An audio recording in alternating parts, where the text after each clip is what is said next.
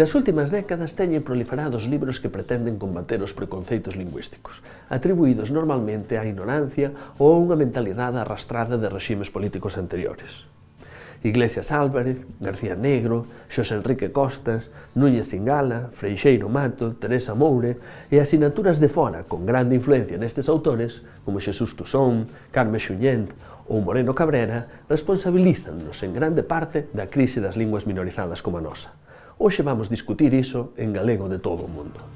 Non fago máis que atopar xente distinta que a mesma teima que a min.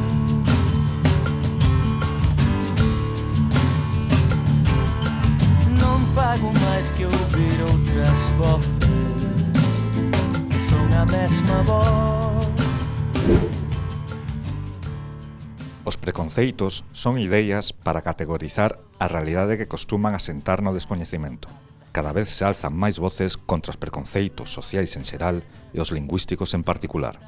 De facto, no século XXI, a medida que as persoas se van habituando a ouvir cada vez máis linguas grazas á multiplicación dos contactos, vainos parecendo máis insensato ouvir que unha lingua soa pior do que outra, que é máis fácil ou relacionala esencialmente con un determinado nivel cultural ou ideoloxía política.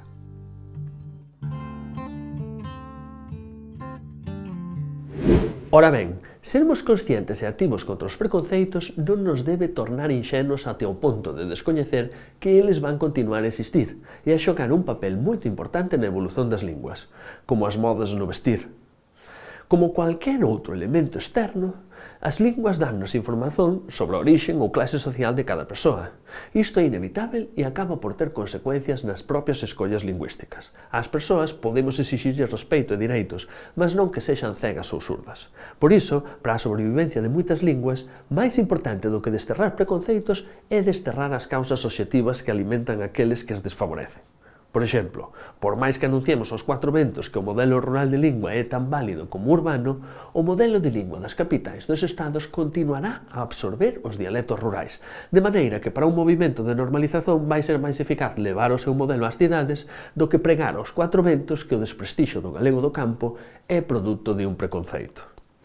A paixón non nos debería levar a confundir preconceitos con prioridades das persoas ou tratar como ignorancia a descrición obxectiva da realidade social. Demasiadas veces isto deixa a mostra as nosas debilidades e até o noso cinismo. Por un lado, defendemos a lingua porque transmite unha determinada visón da realidade, herdada do mundo rural, e por outro, achamos preconceituoso identificar galego con atraso. Por un lado, defendemos o uso de cualquier palabra ouvida a unha avó da aldeia, aínda que xa non a entenda máis ninguén. E por outro, xulgamos preconceituoso atribuir máis poder de comunicación a unhas linguas do que a outras. Por un lado, abandonamos o acento rural para deixar claro que, a pesar de falarmos galego, tamén dominamos o español. E por outro, consideramos que as verdadeiras vítimas dos preconceitos son os pais que falan castellano ás súas crianzas. Por un lado, somos os primeiros a falar e a escrever seguindo os modelos imperantes, mas por outro, elitistas tamén os primeiros a criticar a perniciosa influencia da lingua padrón nos dialectos do interior, tratando os seus falantes como vítimas do preconceito. Por un lado, somos os primeiros a aprender inglés e por outro, parécenos preconceituoso referirse ás linguas como internacionais. Por un lado, usamos a versión castellana para facer cualquier tradución para o galego e por outro, pretendemos facer acreditar ás persoas que non há linguas máis aptas do que outras para a técnica ou para o comercio. Como vedes, determinados xuizos transmitidos colectivamente, ás veces caracterizados como preconceitos, non son tais. Son só xuizos de facto polas palabras de Tusón, que asentan na observación de unha realidade da cual nós tamén facemos parte. En vez de os combatermos a torto e a direito, asumindo o programa das linguas minorizadas da nosa área, a prioridade ten que ser agora abrir camiño ao galego nunha sociedade moderna. E aquí, meus amigos e amigas, o portugués volta a ser imprescindível.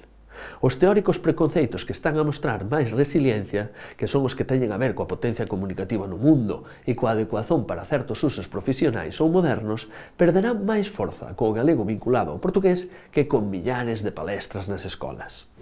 Un día un feirante comprou un burro a outro acreditando no que o vendedor lle garantiu de que aquel burro prácticamente non precisaba de comer.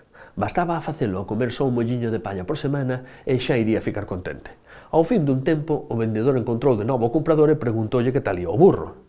«Olla», respondeu o comprador, «pois é verdade que se afixo a quase non comer, só que cando xa estaba feito morreu».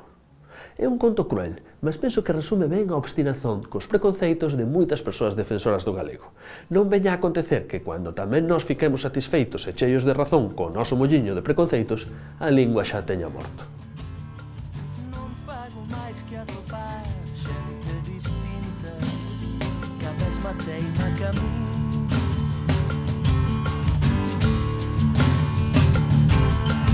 Non fago máis que ouvir outras voces que son a mesma voz.